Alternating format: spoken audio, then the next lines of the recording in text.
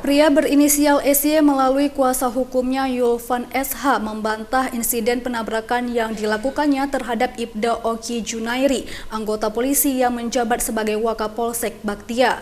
Menurutnya, Wakapolsek sendiri yang berinisiatif menaiki mobil SY untuk mengambil paksa kunci kendaraan miliknya.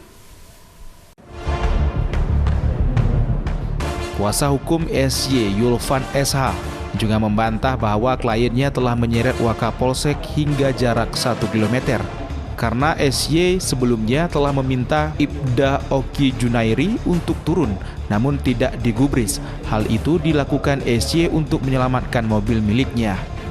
Menurut kuasa hukum, kejadian bermula saat dua orang wanita menelpon rekannya terkait permasalahan leasing dengan SY dan sempat terjadi cekcok mulut. Namun yang datang adalah dua orang pria berseragam polisi. Mereka mencoba menengahi dan menyarankan kedua belah pihak untuk melakukan mediasi di Polsek Baktia. Setelah keduanya mendatangi Mapolsek dan mencoba melakukan mediasi, SY meminta izin untuk pulang karena kelelahan pulang dari Riau.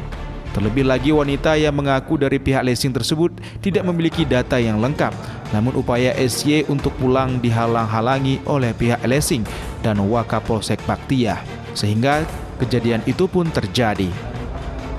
Terkait hal itu, kuasa hukum SY telah mengajukan pra-peradilan ke Pengadilan Negeri Lok Sukun untuk menguji sah atau tidaknya penahanan dan penyitaan mobil milik SY.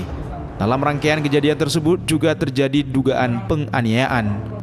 Pihak keluarga SY juga berinisiatif untuk melaporkan dugaan penganiayaan dan pelanggaran kode etik yang dilakukan oleh oknum polisi itu ke Propam Polda Aceh. Pada saat penangkapan, beliau hanya diperlihatkan surat penangkapan. Tidak ada surat penetapan status tersangka. Bahkan pembunuhan itu kita tahu setelah di Polres. Jadi proses penangkapan yang dilakukan oleh oknum polsek itu tidak memperlihatkan surat apapun, hanya surat perintah. Yulvan menyatakan berdasarkan permohonan SY dan keluarganya meminta agar SY dilepaskan dari tahanan Polres Aceh Utara serta menghentikan perkara dugaan tindak pidana percobaan pembunuhan dan meminta kepada Propam Polda Aceh untuk memeriksa Kapolsek, Wakapolsek dan oknum Polsek Baktia yang terlibat terhadap pelanggaran kode etik yang dilakukan serta penyalahgunaan kewenangan.